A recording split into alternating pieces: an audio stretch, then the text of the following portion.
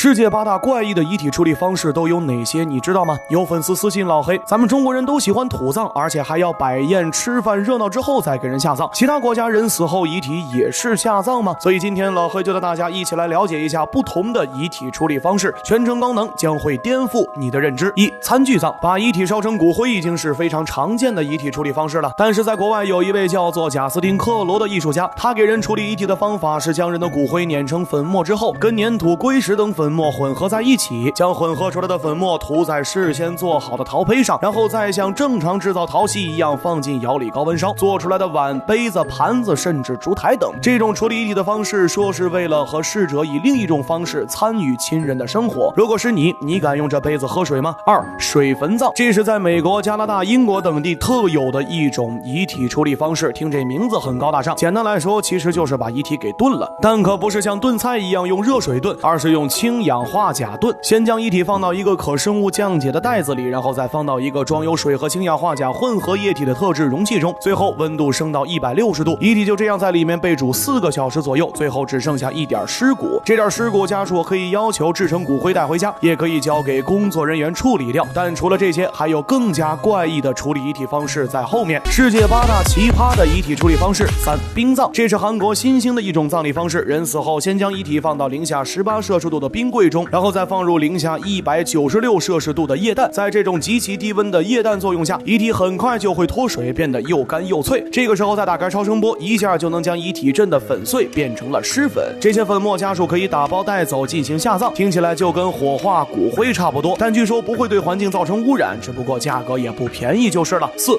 钻石葬。2014年，英国一位叫做斯利尼斯·巴奈特的女子，为了能让死去的丈夫一直陪在自己身边，于是耗资5000英镑，也就是人民币4.5万元，将丈夫的骨灰制作成了一枚钻石，随身携带。这种遗体处理方式最先是美国芝加哥一家叫做 Life Gem 的公司研发出来的。他们会先将遗体火化成骨灰，然后再将骨灰放在高温高压的环境下，使用一种高科技技术将骨灰炼制个4个月左右，骨灰就这样转化为了钻石。主要是因为钻石的基本成分是碳，而骨灰中也有碳，所以可以提炼出钻石。而他们也相信钻石恒久远的理念，认为这样逝者就能够永远陪在亲人的身边。现在在日本、瑞士、德国等国家也开始兴起这种遗体处理方式。五、唱片葬，这是出现在英国的一种遗体处理方式。英国一家叫做安德黑胶的公司，他们可以将骨灰融合到制作唱片的乙烯基薄片上，然后再按照正常步骤压制唱片和灌入声音。对于唱片爱好者来说，这种处理遗体的方式非常合适。不过还有更奇葩的遗体处理方式，还不止这些。8种奇葩的遗体处理方式。6、烟花葬。2005年，美国著名作家亨特·汤普森在家自杀身亡，死前给家人留下了一封遗书，他希望自己死后，希望自己的骨灰能够被放到大炮里发射到天空，让自己变得更自由。于是他的家人将骨灰跟着烟花一起放到了发射装置中，最后举办了一场烟花葬。而这种葬礼方式至今都在欧美地区存在，在英国需要花费900到1800英镑，也就是人民币8000到16000，才能将遗体用烟花葬的方式处理。处理的方式十分的简单粗暴，就是将骨灰和烟火气混合在一起制成烟花，然后在天空中绽放。咱就是说，这种处理方法看起来还挺浪漫的。7、